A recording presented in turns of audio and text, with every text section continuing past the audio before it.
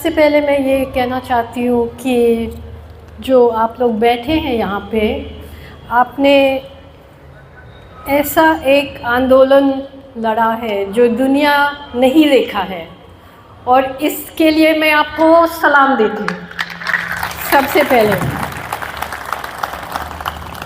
और जब जैसे परमिंदर जी ने कहा, जब अखबार में खबर आया कि मेरे ऊपर सरकार UAPA लगाने का सोच रहे हैं, तो हर शहर में आप लोगों ने मेरे लिए खड़े होके आवाज़ उठाया, इसके लिए भी शुक्रिया।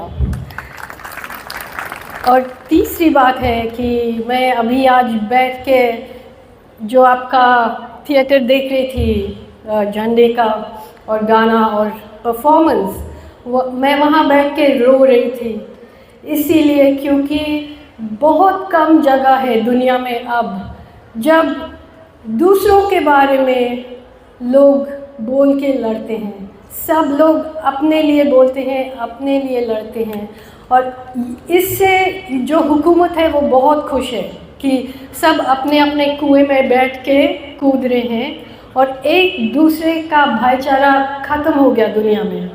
तो इसके लिए आपको मैं बहुत बधाई करना चाहती हूँ।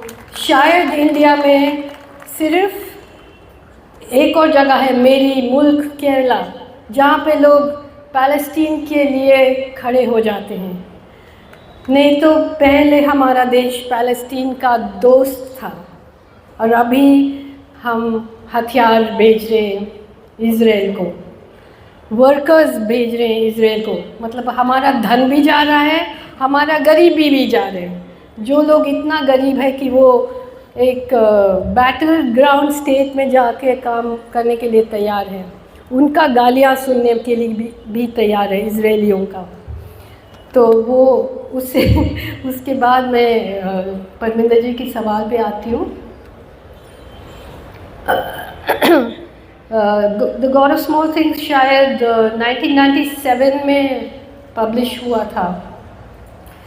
मैं केरला में, मेरी माँ केरला से है, वो क्रिश्चियन है, और सबसे पहले हम छोटे से गांव में बड़े हुए, फिर शहर में आ गए थे, और फिर दिल्ली में। मुझे हिंदी भी नहीं आती थी तब, मुझे एक ही लाइन आती थी हिंदी में। हमारा 7वां क्लास का कोई गद्य प्रभा नाम का एक किताब थी, उसमें एक स्वामी भक्त कुतिया नाम का एक कहानी था, और उसमें वो कुतिया कोई छोटा सा बच्चा को बचा देती है। तो लास्ट उसका लाइन में था कि सवेरे उठ के देखा तो कुतिया मरी पड़ी थी, और मुझे बस यही लाइन आती थी हिंदी में। तो जो मुझे कोई भी कुछ भी पूछा था, मैं कहती थी सवेरे उठ के देखा तो कुतिया मरी पड़ी थी। देखिए, अब तो मैं मंच पे बैठ के हिंदी बोलने की कोशिश कर रही हूँ। एक्चुअली जब कोई मुझे पूछता है कि आपका उपन्यास, what was your novel about, what is your novel about, आपका जो नॉवल है वो किस चीज़ के बारे में है, तो मैं हमेशा कहती हूँ इट्स अबाउट एवरीथिंग, कि नॉवल का कोई ऐसा सब्जेक्ट नहीं होना चाहिए। वो दिल के बारे में भी है, समाज के बारे में भी है, सरकार के बारे में भी है, नदी के बारे में भी है, मिट्टी के बारे में भी है, मछली के बारे में भी है।